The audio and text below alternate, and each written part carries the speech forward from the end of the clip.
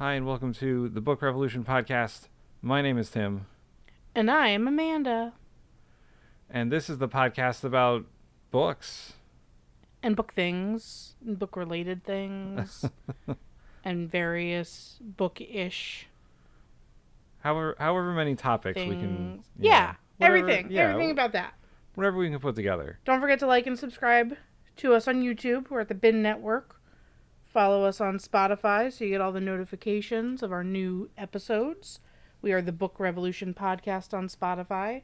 And when you're listening, make sure you comment with any future topic suggestions you have for upcoming shows, or if you have book recommendations for us. We'd love to hear from you guys. And also, coming soon, the Book Revolution Kickstarter will be happening in the next month or so. It will be funding our pop-up bookstore and hopefully eventually our actual bookstore. Yeah, and then we could have guests in on the podcast with us. We could do all the podcasting right from our bookstore. Oh, and we can have authors and whatnot. Exactly. Yeah. Yeah. Look forward to it. So let's get into what we're currently reading. All right, sounds good. So I am currently reading. I'm still in the middle of The Beast Within, the retelling of Gaston and the Beast from Beauty and the Beast's childhood. But I also started The Best of Me by Nicholas Sparks the other day. I thought I had read it. I've had it for a while. I've owned it for a while. It came out 13 years ago. It's not a new book by any means. But I don't remember actually ever reading it. So it was actually in preparation of our topic for today that I realized I don't think I've read it. So I started reading that again, or for the first time, whatever. Yeah, I wouldn't worry about it's not a new book. The vast majority of books that I read are not new books. That's true. That's true. Anyways, that's what I'm reading. I am almost at the end of 5 Broken Blades. All right. This is 4 episodes strong of reading 5 Broken Blades. Yeah, hopefully by episode 5 I'll have finished it. I have faith in you. Have you isolated at least to just that book, or are you still multi-booking it? No, I feel like that slowed you down a little bit. I'm trying to finish books one by one, so... All right. This just happens to be a long one. 5 Broken Blades is long? Yeah, it's 500 pages. Oh, okay. I mean, that's an average book, I think. Yeah, well, it's a lot. It's a lot. Okay. But yeah, other than that, I did have to read a book for school. It was a biography of a person named Ella Grasso. They were an important figure in Connecticut politics in the 80s, 70s, 80s, and 90s. And isn't there an Ella Grasso Boulevard? Yeah, in New Haven. That's named after the person. Oh, okay. Yeah. Didn't know that. Yeah, she was I think she was the mayor of New Haven for a while. Oh, okay. She was also a congresswoman. Didn't your book tell you? Yes. Okay. So there's no I think, yeah. You know. So it's centered around her and her interactions with other big figures in Connecticut political history. I'm not going to review it because it's boring. A little bit. Okay. Cool. So, what are we talking about today? We're going to talk about one of the topics we mentioned in the first episode, which was books and their film or TV adaptations, and our favorites. Now, the rule here is we have if for us to say that something is our favorite, we have to have read the book and seen the screen adaptation. Okay. So nothing I need, can't a ranking. Or are we just talking? We're just talking. I mean, you can talk about favorite, but I don't want to rank them. Okay, because I don't have a favorite. Yeah. I can talk about best ofs. Okay. Yeah, that's fine. Okay. So I'll let you go first. Just I haven't read beyond the first Harry Potter book, so I couldn't be the Harry Potter movies or yeah, because I don't know anything beyond that. Yeah, I read 4.5 of the books. And then I stopped. But I don't recall... I mean, I read them when I was in middle school. So I don't really recall how true the movies were to them. I don't think it's fair for me to probably judge. But we can go... there's plenty of adaptations since then. Yeah. That we can go by. So which Nicholas Sparks movie is your favorite? All right, so... All right, listen... The Notebook is my favorite Nicholas Sparks movie. However, I hated the book. Okay. What made the movie so different? I don't know that it was different. I think it was probably fairly true to the storyline, honestly. I just think that... So, in the... actually, that's not true. The problem... The movie did better was... The movie kept you in a timeline longer. In the book, it was every other chapter, or maybe every 2 chapters, would go back and forth between the elderly version of Noah and... What's her name? Allie.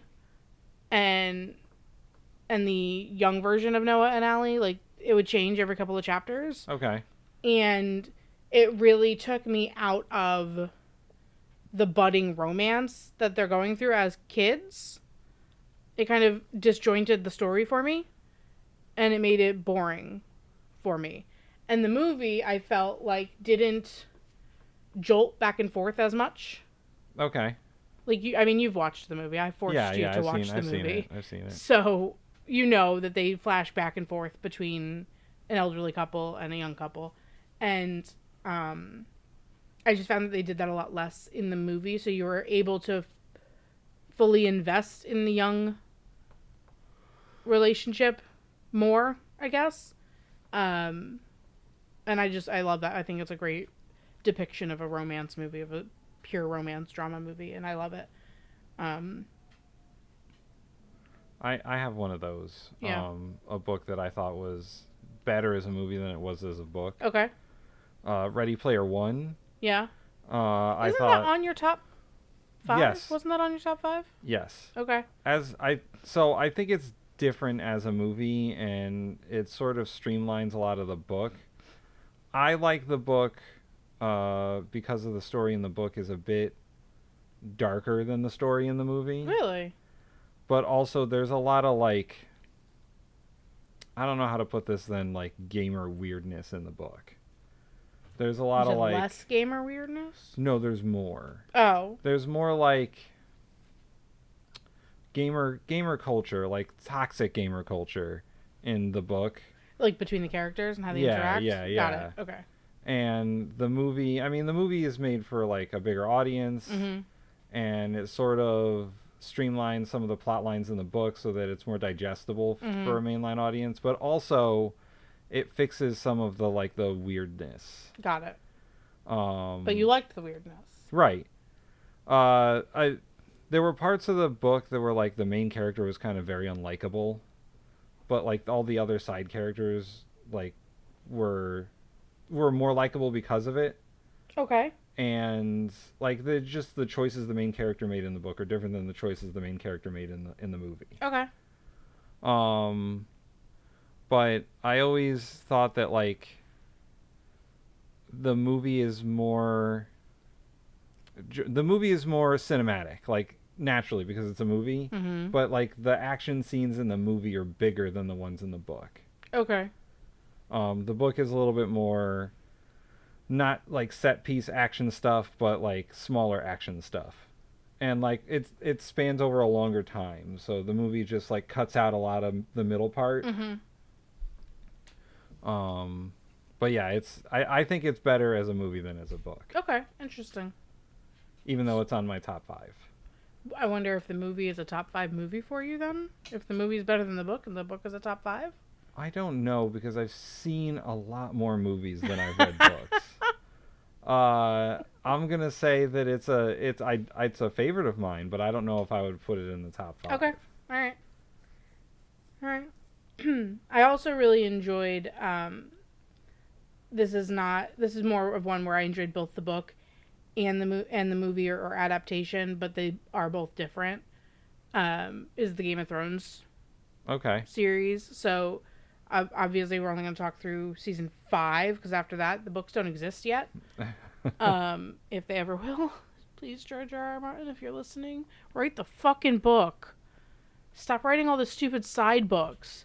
Finish the first fucking series you started, and then go to the side stuff if you have time. Did you ever see the I guess it was like a panel he did with, like, Stephen King, and he was like, I don't know how you write so many books, Stephen King. I didn't see this, but you told me about it. Okay. Yeah, he was doing like a panel, and he was like, "It's so hard to write, Stephen King. I don't know how you write all these books." And Stephen King's like, "Yeah, it's my job to write books, so I just sit down for like 8 hours a day and write." Yeah, well, that's what I expect a writer should have to do. And sure, you're going to hit moments where they're blocks, but I think what you had said to Stephen King was basically like, even if you're having a block, you just write and see Yeah, what comes yeah. out. And if it's not great, you delete it later, but at least you've done writing. And Something is probably salvageable. and I do a lot of writing myself, and all of the like, whether it's stand-up comedy or fiction writing or even like academic writing, the way to get through writer's block is just to write. Yeah. Because the way they explain it is you got to get the gunk out of your brain Mm-hmm. so that you can actually do writing. Mm-hmm. So it's a process, and I think George R. R. Martin's process is probably a lot slower now that he's very famous. Yeah, and he has a lot of money, Yeah. and he can really exploit the books he's already published.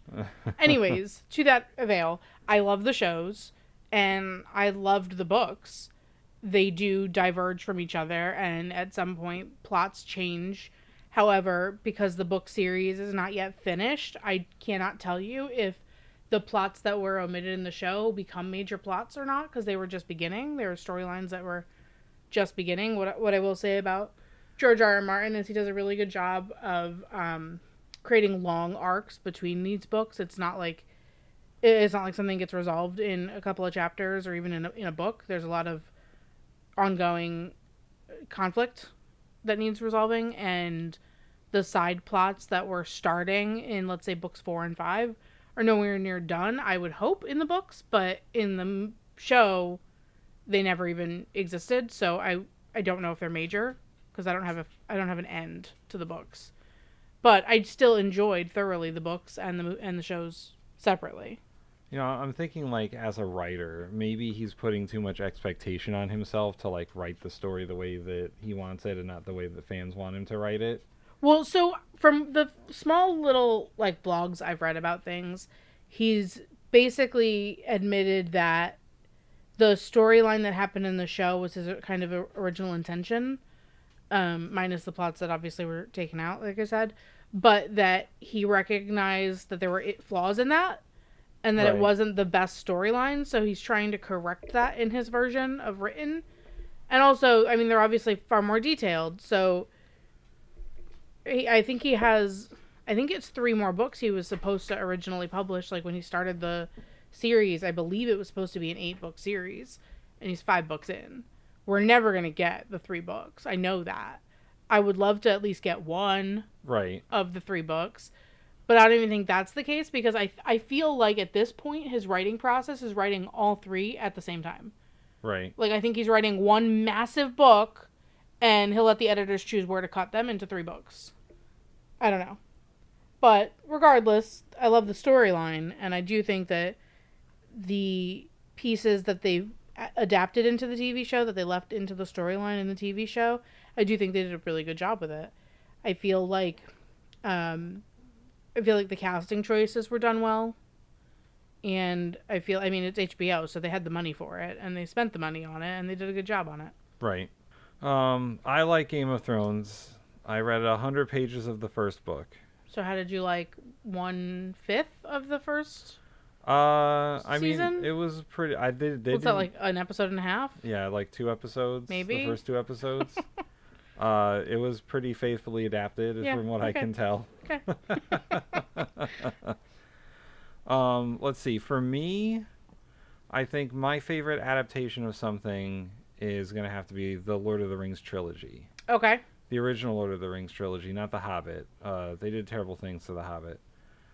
But I think that, like, all the stuff you were saying about casting and the production design and, like, every detail, as many details as they could manage when it comes to, like, Tolkien and his very detail-oriented writing, they pretty faithfully adapted the 3 books into 3 movies and then some.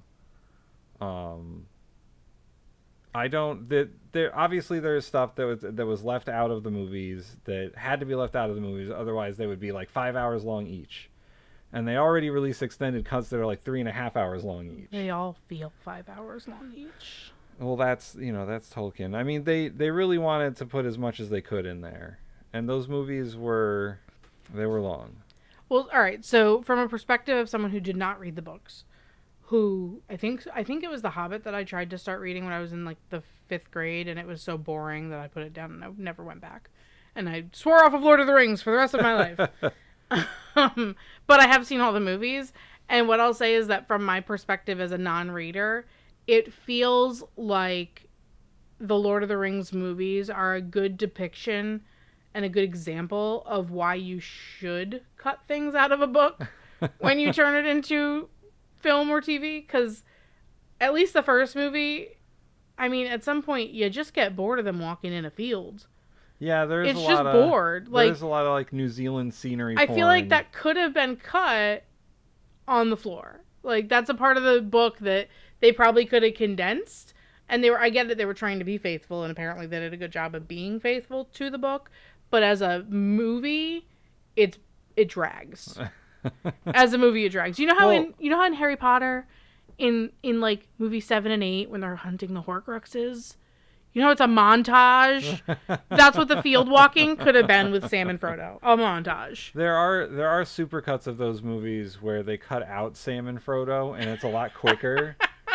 Don't you need Sam and Frodo? Aren't they the main characters? You need Frodo in the beginning. I mean, Frodo's the one with the ring. Yeah, right. You need him in the beginning, and you need him at the end. All the middle stuff of him getting to Mordor, you could just be like, he got to Mordor. Yeah. So I just feel like that's a good example of why cuts are made sometimes when you go from books to movies. And I think that when you are watching a film adaptation of like your favorite book ever, you're going to miss those pieces. Yeah. But I think in terms of showing it to an audience and actually trying to make money at the box office, I think you have to cut those things.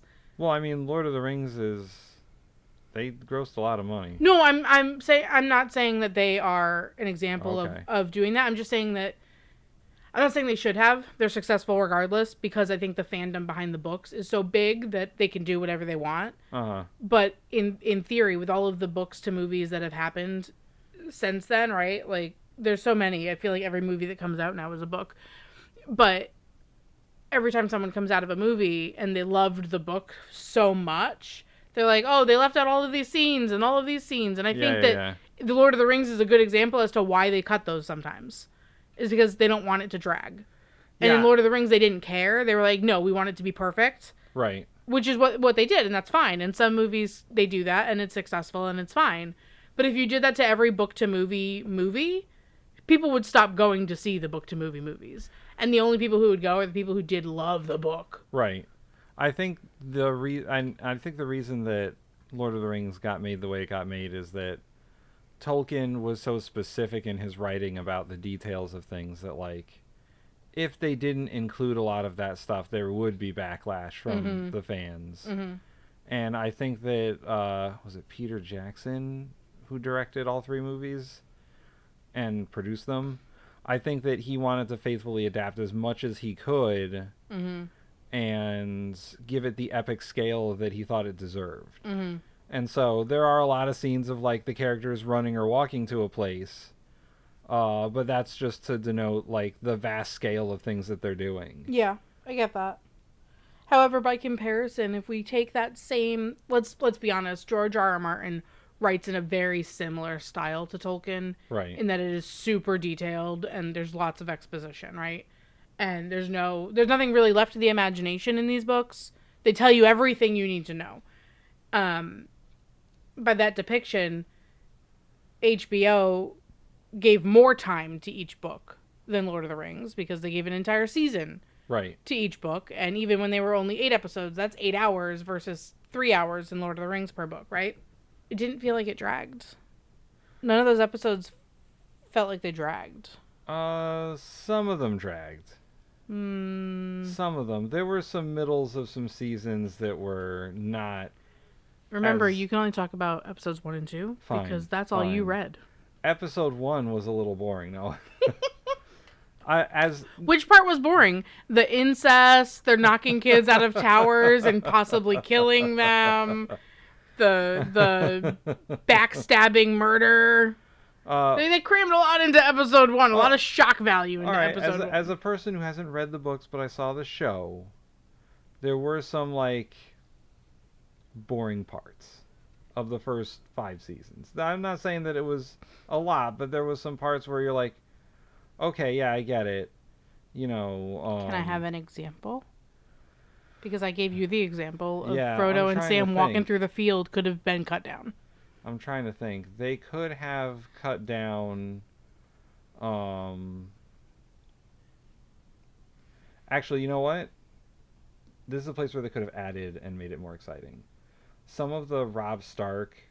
Well, if we want to talk about making it longer, they absolutely could have made it longer. No, I'm not saying make it longer, but they did some battles off screen that I think would have made the show better if they were on screen. And I understand they had production budgets that they had to stay to in the first couple of seasons. And then after this, HBO saw the success. They were like, just do whatever you want. Here's all the money. Right.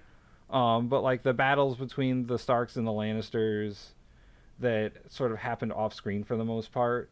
I think there was a lot of like, oh, the Starks and Lannisters are chasing each other around, but like you never get to see what they're doing. I don't think those battles were in the books, though. So that was like added anyway? No, I mean, like, they happened in the books, but they weren't followed in the books. Like, they didn't get a chapter. They were exactly like they were depicted in the show. It was just a conversation after the fact in the books. I see. So they were just being faithful to the book. Okay.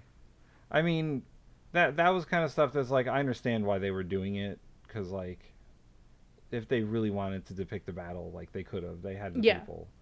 Well, also because that all the battles. I mean, the Stark Lannister war doesn't happen until after season 1. Right. I think it actually might be after season 2 that it actually starts. I don't remember exactly when it starts, but it's definitely not in season 1. Season 1 was their pilot season. After that, they had all the money they wanted. Yeah, yeah. So if they wanted to depict it that way, they could have.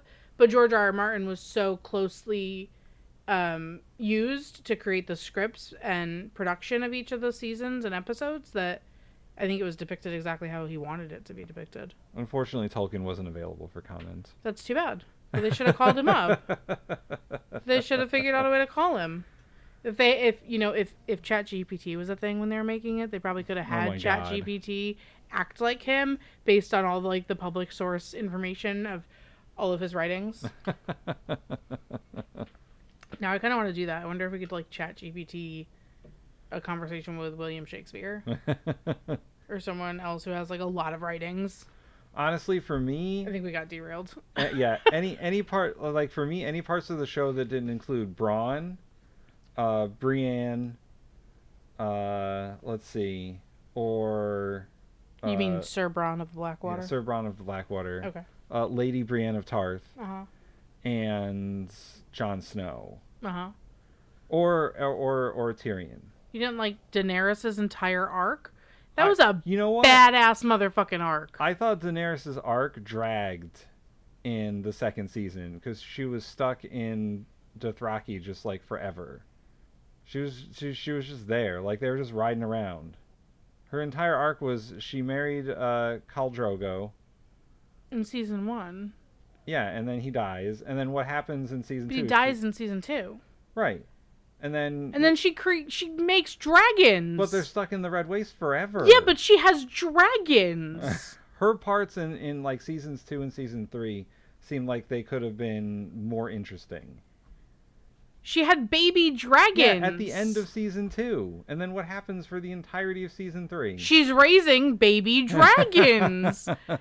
You can't... So here's the problem, though. You can't... Oh, this is such a derailed topic. We just... You know what? We should just have a whole conversation on Game of Thrones in another episode. Okay, all right. We'll save it then. Because I'm going to, this is going to go off the rails, and we're not going to get back to anything else. All right, so what's another... You said Game of Thrones. I said Lord of the Rings. So you're next. Okay, all right, let's talk about really, really bad one. Okay. Twilight. Oh, man, Twilight. All right, so I never read the books. Yeah, I did. But the movies are objectively terrible. Listen, I mean, the story is objectively not a well-written story from a literary perspective. However, that's not really how I judge books. I'm not an English major or an English teacher, and so I can just judge books based on whether I enjoyed them or not. which I think we talked about in our ranking episode. But I loved the books. I read them as an angsty teenage girl, and they're exactly for an angsty teenage girl to be read. Like, that's who the market is. That's who the market's for.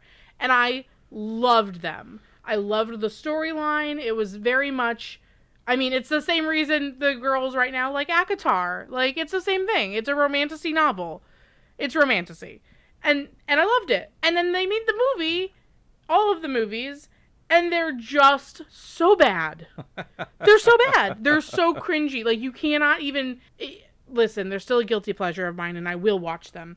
But by watch, I mean kind of put on in the background and don't look at the television, because the CGI is awful.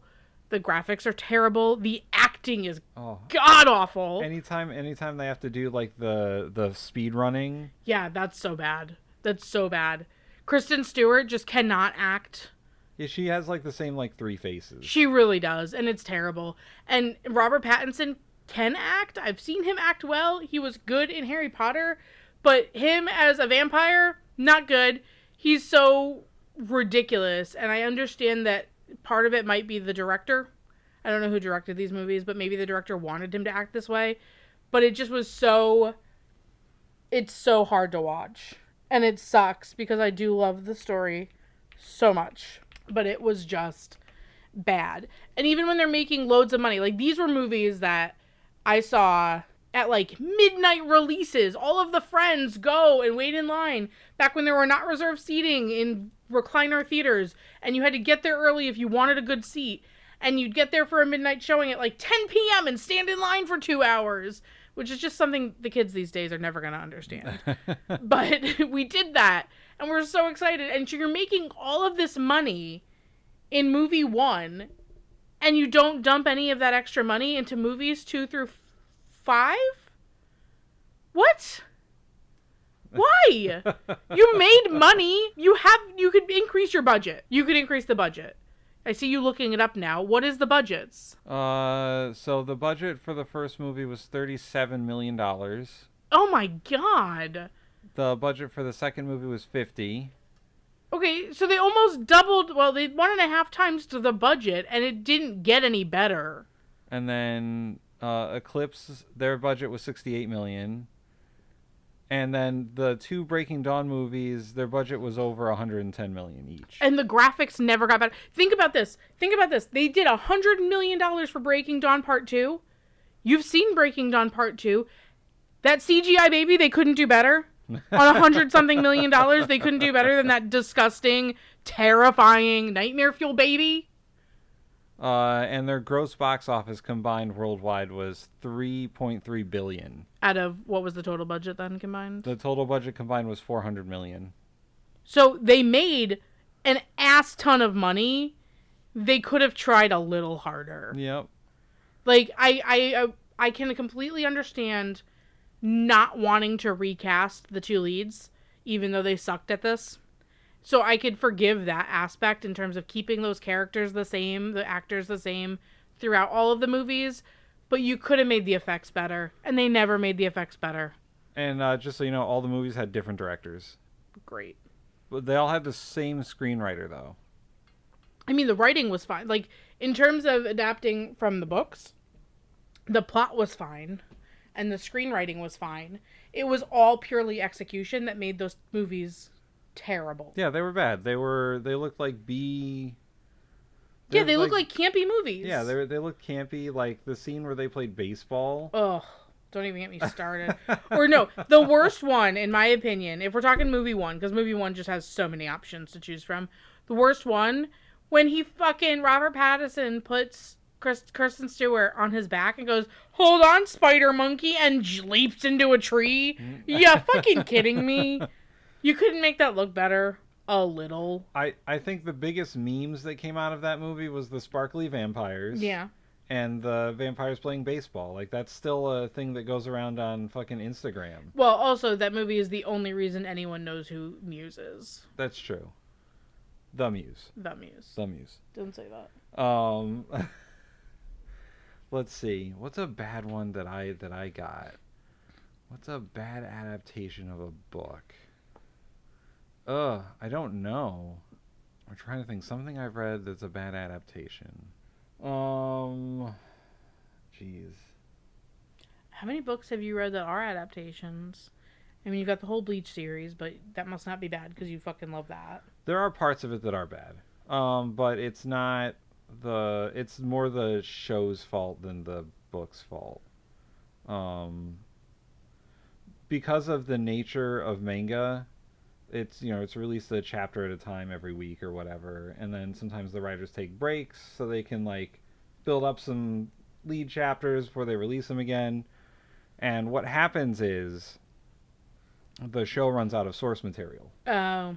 So they have to do filler. Got it. The filler for Bleach is not great. Got it. It's just terrible. Although I think that there's been a lot of time between when the show originally ended in like 2014, I want to say, and whenever the last arc was released. Mm-hmm.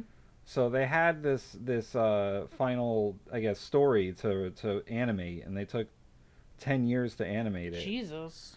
And now it's being animated, and they're releasing new episodes, and it's like really good. Like the quality of the animation and the quality of the writing for the show is so much better than the old show that it kind of makes the old show look a little shitty. Okay. But I think that has to do also with the technology available at the time. Like, I try not to judge based on today's standards something that came out 10, 15, 20 years ago.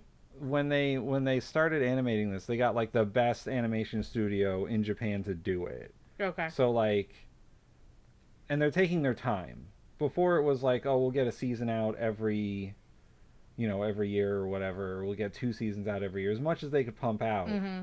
Now it's like 13 episodes a year, and they've only been doing it for like 2 years. So like, they take like 8 months to make it, and then they release it. Okay. And it's only 13. It's like a standard television show nowadays where there's like 10 episode seasons. Right. Oh, you know what? I got one that's terrible. It's also a comic book, but along the same lines, The Walking Dead. Okay. There are good seasons. There are good seasons of The Walking Dead. However, there are bad seasons of The Walking Dead. The Walking Dead, after I don't know what season it was, but it went seriously off the rails, and it was bad. The characters left because actors didn't want to do it anymore, and the writers just sort of like. Isn't it still? Yeah, there's a universe of shows. Okay. But is The Walking Dead still a show? I have no idea. Okay. But it was, as far as I could tell, faithfully adapted to a point, and then the show and the comic book go in very different directions. Well, how long is did the comic book end, or is the comic book still currently being published? That's a good question. As far as I was to understand, the comic book did end at some point. Okay, so the show has exceeded the comic book? Probably. Okay. But it went off the rails before then. Okay. There's a very different story in the later seasons of The Walking Dead than the later episodes of the comic book. And it just gets really bad. They make some choices.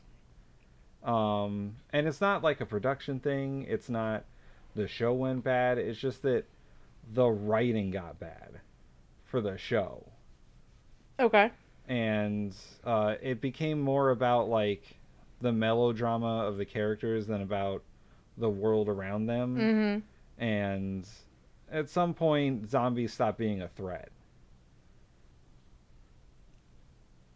The characters sort of like get past the whole zombie thing, even though the zombies are still around.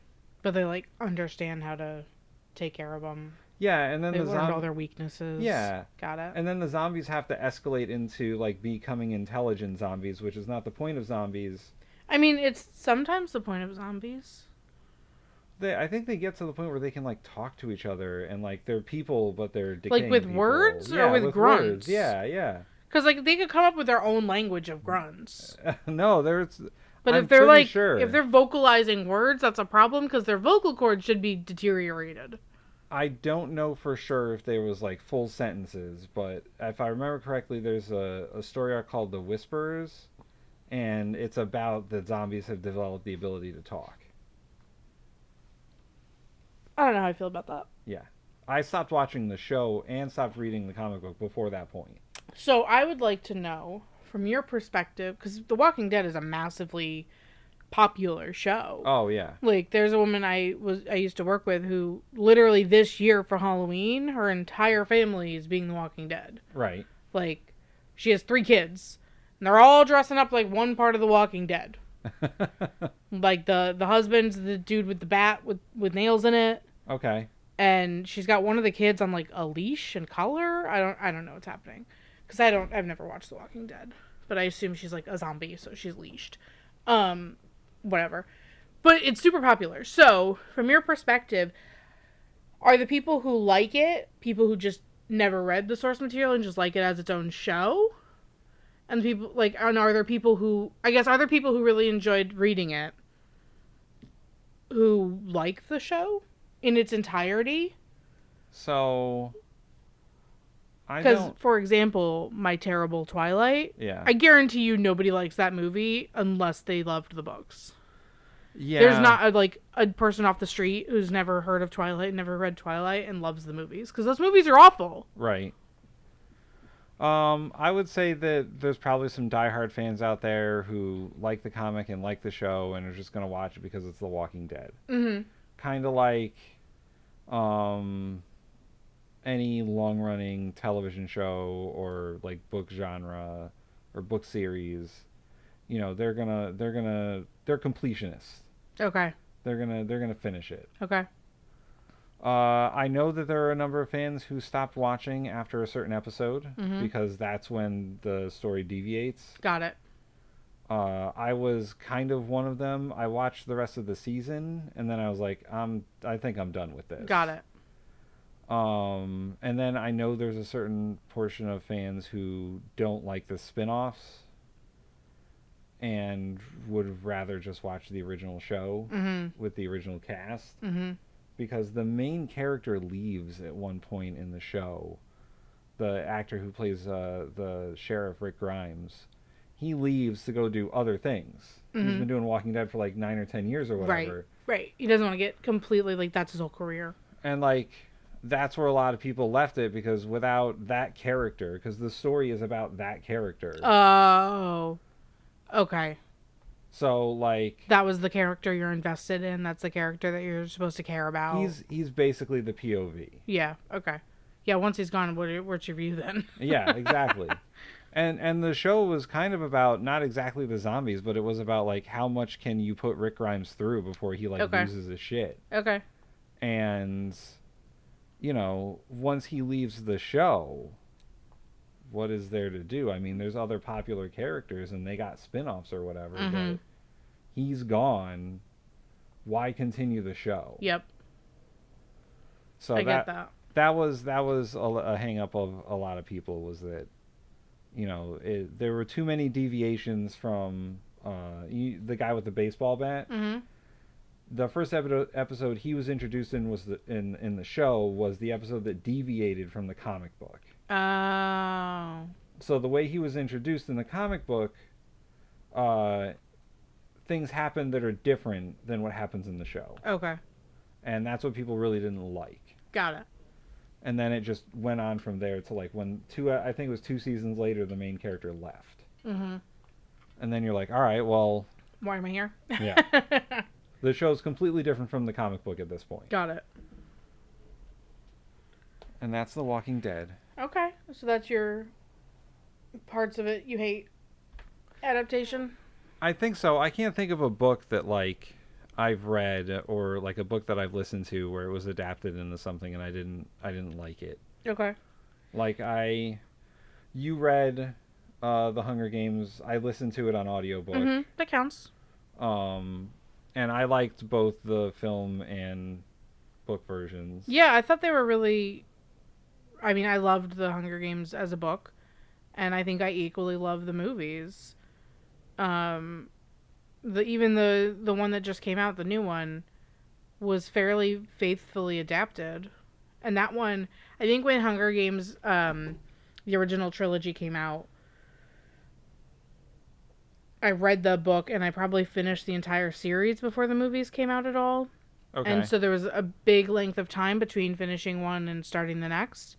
And for the most recent stuff, this was Songbirds and Snakes, or I forget what it's called. I read the book, and I don't know, within a month I watched the movie, Mm-hmm. and it felt very truly adapted. I think that whoever has been writing, screenwriting, and directing and producing those movies has done a really good job of depicting what is in the books. I think the only letdown I had in the movies, honestly, was just a cosmetic thing. It was nothing story wise. It was I wanted more of the capital extravagance that's Okay. in the book. You know how in the book they're like, oh, they shower in colored water, Yeah, so yeah, yeah. so their skin matches their Yeah. hair and everything. I kind of wanted more of that, Or like they eat until they throw up and then they continue eating and then they eat stuff more. like that. I mean, Yeah. they make a mention to that in one of like the what do they call them? Not contestants. What do they call them? Tributes? Thank you. In one of the tribute, like meet and greet dinners or something, someone makes that comment, and Katniss gets so disgusted by it, and I forget which episode, which movie it is. But regardless, the only piece that I missed is I wanted literally when Stanley Tucci has blue hair, I wanted his skin to be tinted blue. Like I was Right. waiting for that, and it didn't happen.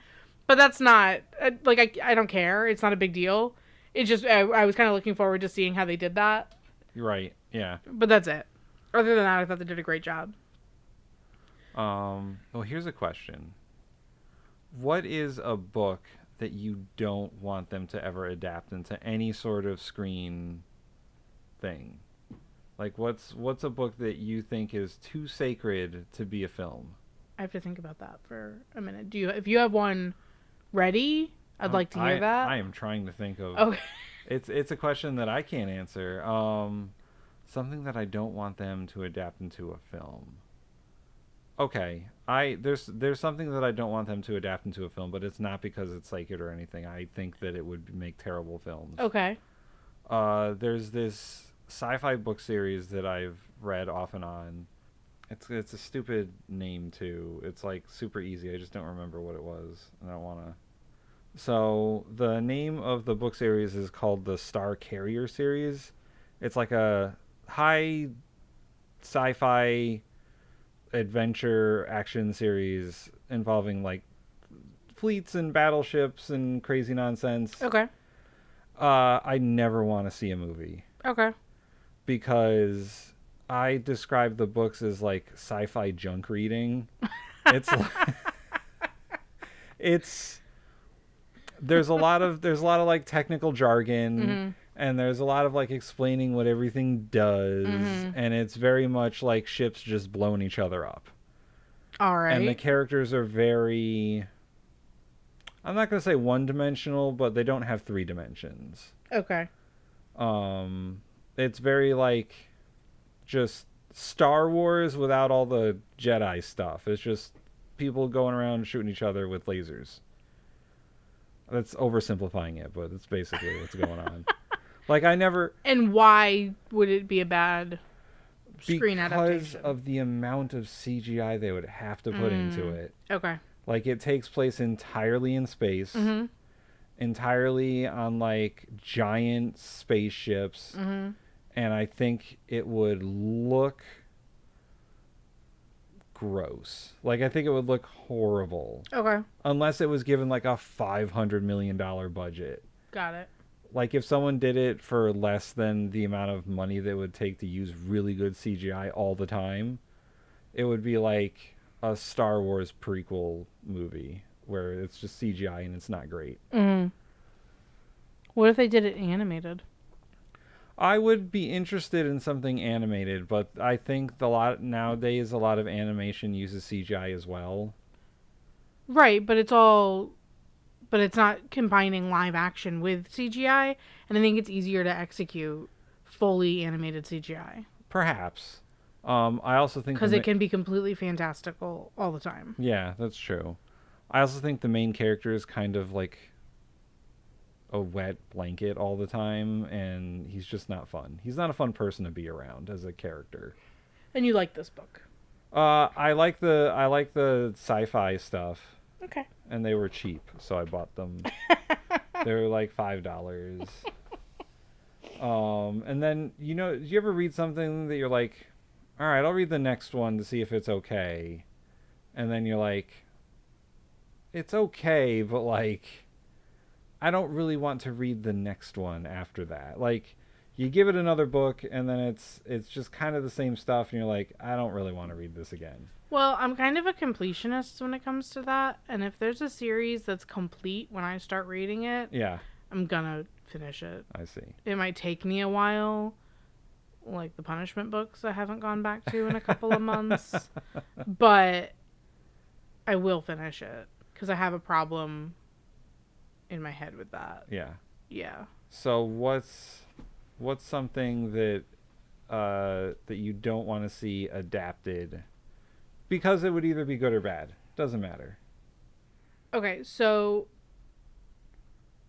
there's a lot of Nicholas Sparks books that have already been adapted into movies. In fact, there's one Nicholas Sparks book that already was being adapted into a movie before the book even came out. Okay. Like, it was basically written for screen before the book was finished. However, and my favorite Nicholas Sparks book of all time is already a movie, which is why I can say that some are not great, because that one sucks.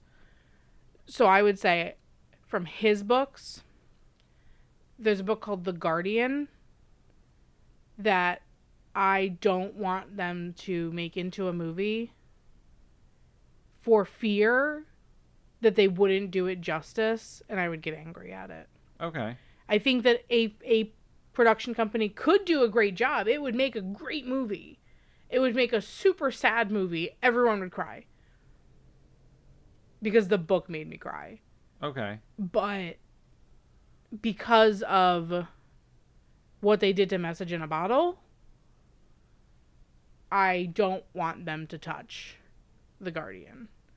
Which isn't entirely fair, because Message in a Bottle, I think, was possibly the first movie adaptation of his books. And so things have come a long way since then. It's a very old book. And they probably could do it right, but I'd rather just not risk it. Okay. And then one last question before we wrap up the topic. What's something that you desperately need them to adapt into a You don't want that movie? answer. You can guess that answer. Is it A Court of Thorns and Roses? It sure the fuck is. It sure the fuck is. And let me tell you, they had a Hulu contract to make that into a show, and then it fell through because I think the director pulled out or the producer pulled out. I don't know what happened. Now it's still rumored that it's coming, but God, I want that so bad. And it cannot be a movie. It needs to be a long, long TV series. I think it's going to have to be on HBO or something. I don't think Hulu could do all the fairy. Hulu could do all the fairy things. Most of the people, it's not fairies with wings. No, I'm saying all the graphic sex that's in those books. Oh. It would have to be HBO, maybe Netflix. Or Stars. Stars Could do it. They did Outlander. Oh, how do you feel about Outlander as a book and a show? I think they did a pretty good job. Yeah. I really do. I did audiobook for Outlander. I have not finished the books. They are so very long. Their audiobooks are between 40 hours and 60 hours. Yeah, that's a long time. I used to do it when I was commuting long distances to work, and I don't do that anymore post-COVID, so it drastically slowed down how quickly I was getting through the books. So I don't even remember what order the books are in, but I'm on I think the Fiery Cross. I don't know what book that is. But the show has surpassed what I've read at this point. But from what I read and what I haven't watched, I do not watch if I have not read. So I stopped watching the show. I am not up to date on where the show is because I know I have not read the books from the more recent seasons. And I'll get there eventually. But the ones that I watched, I thought that they did a really good job. I thought that they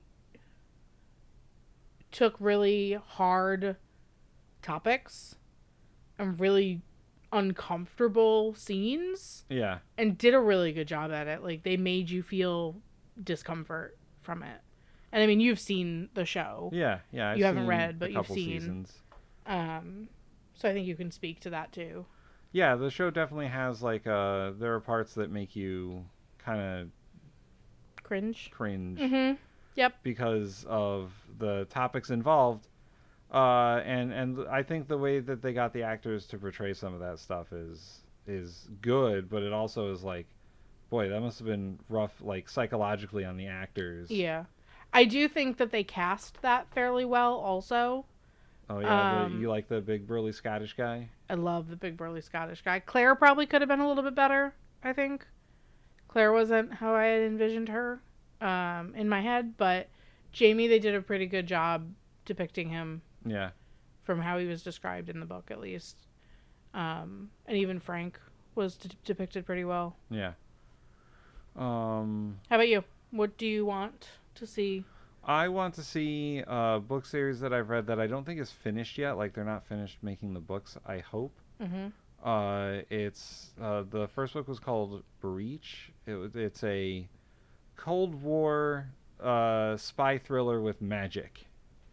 Oh, is this the one with the magic Berlin Wall? Yeah. The Berlin Wall is magic, and You've talked about this a lot. yeah, I would like to see that adapted into a movie. I think it would make a good movie. Movie or show? Movie. Okay.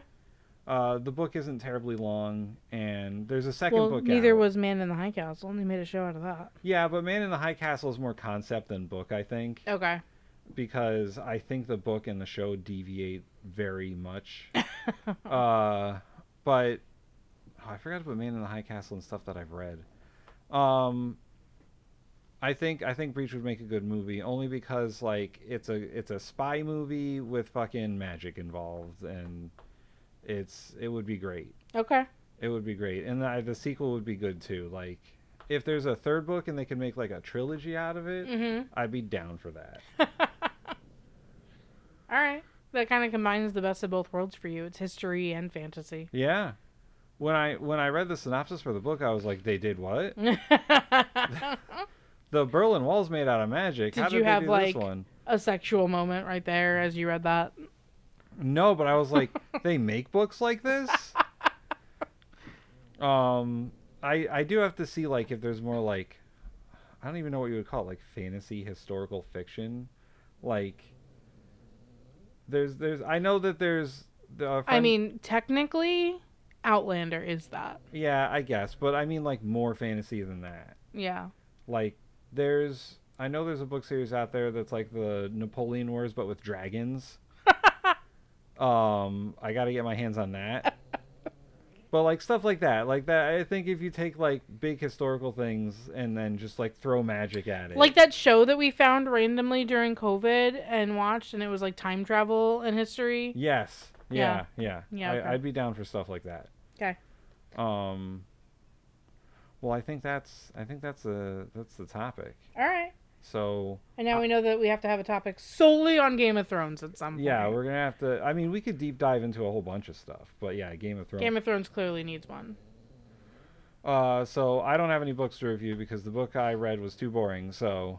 Well, that's good. Nobody needs to hear that. 1 star. No, it's not. It's just it's very biographic. It's autobiographical, and so it's not. You don't get the person. Like, yeah, well, and it sounds like it's also very local politics. So yeah, there's no I feel like if you want it to be that autobiographical, you need to have had a really interesting fucking life and not just mayor of New Haven. Well, I mean, she did a lot of stuff. I'll say she did a lot of stuff. However, did she like stop a Cold War? No. Did she launch some nukes? She was just involved in a lot of Connecticut politics, and like she was a. Was there an affair congresswoman involved? at one Bribery, point. Not espionage, her, but other people. Like it's a whole big thing, but it's not like a big national thing. It's a big state thing.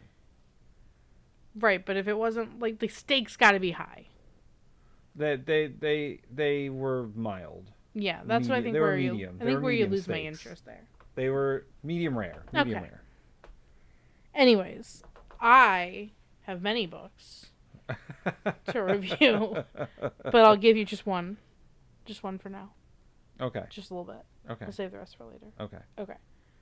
Okay. So, Hidden Pictures by Jason Rekulak, who I just saw the other day had a new book coming out, I think in October, that I didn't realize was coming out. So I want to get that because this book was phenomenal and I really liked his writing style. So it's called Hidden Pictures. I gave it 5 stars. It's fantastic. It's a thriller.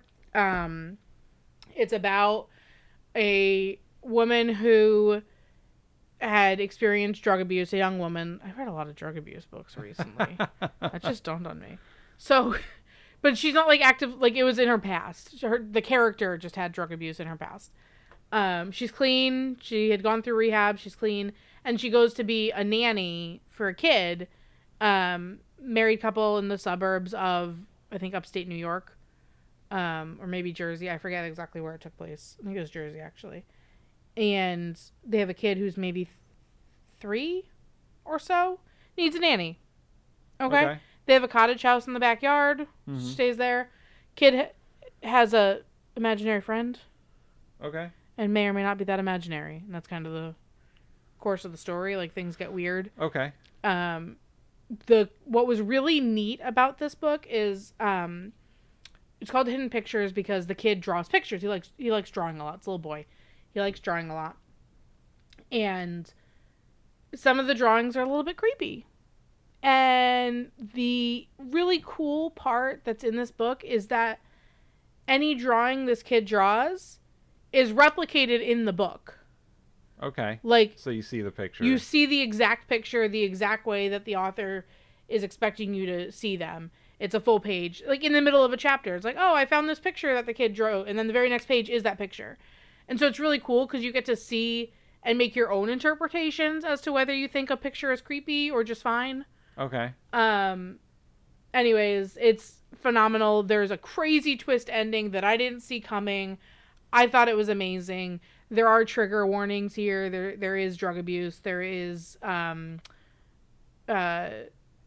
nefarious children things. There's transphobia. There's racism. There's a lot of triggers. So check that before you buy it and read it, or even get it from the library and read it. Check what the trigger warnings are on it, because there are issues there. But if you get past those, it's a really cool book that really drew me in. I think I read it in 24 hours. Okay. I could not put it down. And it's a larger book. It was, well, not larger. It's 370 pages. And I read it in 24 hours or less, actually, I think. Yeah, it was phenomenal. I highly recommend, and I'm going to make sure I go find his next book, Jason Rekulak's next book, because I saw that came out, and I would give him another go, because his writing was really well done. What's the rating? 5 stars? 5 stars. 5 stars. 5 stars across the board. My little reading journal rates regular rating, enjoyment, and ease of reading, and they all got 5 stars. Cool. Yeah. So 10 out of 10 would recommend. 10 out of 10? Yeah. Would try? Would try. So that's it for this episode of the Book Revolution podcast. Don't forget to like and subscribe on YouTube under the Bin Network. Just type in the Bin Podcast into the search bar. Follow us on Storygraph.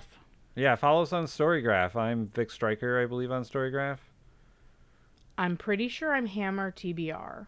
Okay. Possibly the Hammer TBR. Okay. I don't remember. I'll have that written down for next time. Yeah, we got to put the Storygraph thing in the beginning, too. Yeah. Also, find us on Spotify. Give us a thumbs up. The Book Revolution podcast on Spotify. Yep. And soon we will be on all the other podcasting things. Don't forget to comment your topic ideas. Book recommendations, any nice things you want to say to us. Once Tim actually finishes this book that he's been reading for literally ever, he can read the book recommendations that have been nonfiction. So yes. I'm not reading them. Why don't you guys recommend some fiction novels and I'll give them a go? We'll get to them a lot quicker if you recommend fiction. Yeah. And we'll see you next time on the Book Revolution podcast. Thanks for joining.